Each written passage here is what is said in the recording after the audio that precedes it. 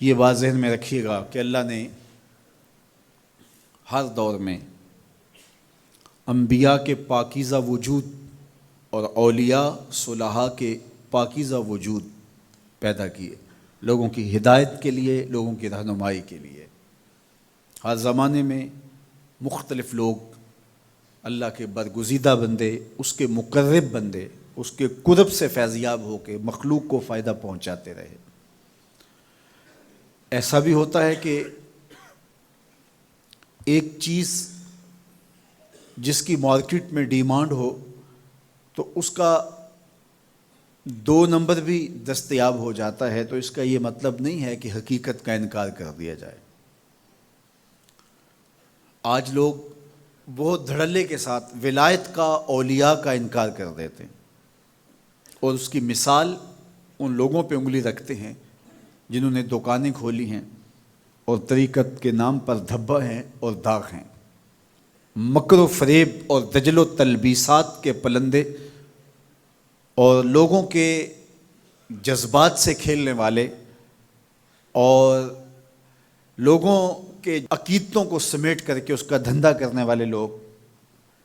اگرچہ موجود ہیں اور ہر دور میں موجود رہے ہیں، تو اس کا یہ مطلب نہیں ہے کہ حقیقت مفقود ہے۔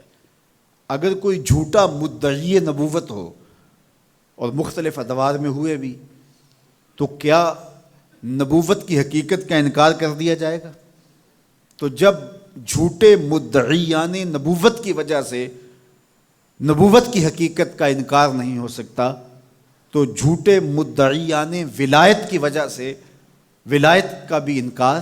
نہیں ہو سکتا۔ لیکن چونکہ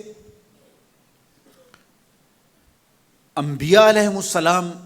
کا پاکیزہ وجود مختلف ادوار میں لوگوں کی ہدایت کا ذریعہ اور سرچشمہ اور سبب رہا، اور مختلف ادوار میں انبیاء علیہ السلام آتے رہے تاکہ میرے اور آپ کے آقا و مولا حضور ختم المرتبہ تشریف لائے۔ حضور کے بعد نبوت کا دروازہ بند کر دیا گیا، لیکن ولایت کا دروازہ بند نہیں ہوا تاکہ خاتم الاولیاء حضرت امام مہدی تشریف لائیں گے، اور ان کے بعد پھر جب کفر پھیلے گا اور پھر یہ دروازہ بند ہوگا۔ لیکن اولیاء مختلف ادوار میں موجود رہیں گے، اور اس کا امکان موجود ہے۔ تو جس چیز کا امکان موجود ہے تو بہت سارے لوگ مدعی ہیں۔ نبوت کا امکان ختم ہو گیا، اب حضور کے بعد کوئی نبی نہیں ہے، پھر بھی مدعی موجود ہیں، اور جس چیز کا امکان ہے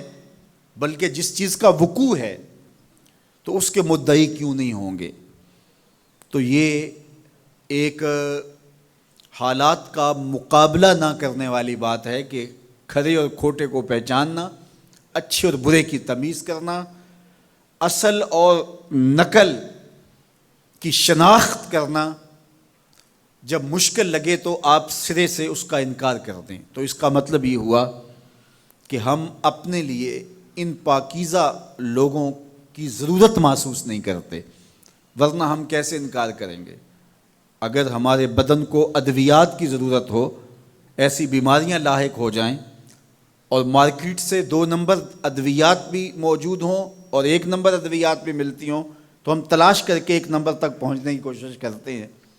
تو اگر روح بیمار ہے اور اس کے معالج ہمیں چاہیے اور ہم سمجھیں کہ اس کے بغیر چارہ نہیں ہے، تو پھر ہمیں حقیقت تک پہنچنے کے لیے کوشش کرنا ہوگی،